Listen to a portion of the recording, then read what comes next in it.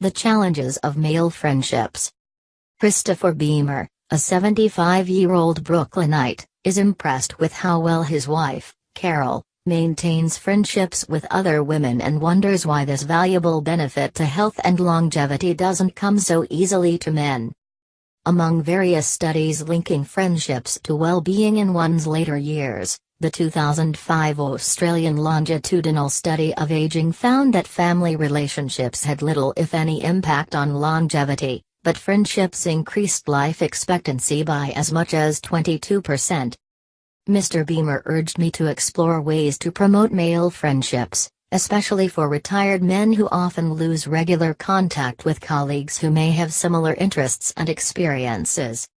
After Marla Paul, a Chicago area writer, wrote a book, The Friendship Crisis: Finding, Making, and Keeping Friends When You're Not a Kid Anymore, about establishing meaningful friendships with other women, she was inundated with requests from men to give equal treatment to male friendships. "A lot of men were upset because I didn't include them," Miss Paul told me.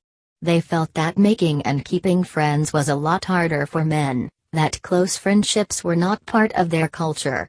They pointed out that women have all kinds of clubs, that there's more cultural support for friendships among women than there is for men." In a study in the 1980s about the effect on marriage of child care arrangements, two Boston-area psychiatrists, Dr. Jacqueline Olds and Dr. Richard Stanton Schwartz, found that, almost to a man, the men were so caught up in working, building their careers and being more involved with their children than their own fathers had been. Something had to give, Dr. Schwartz said. And what gave was connection with male friends. Their lives just didn't allow time for friendships.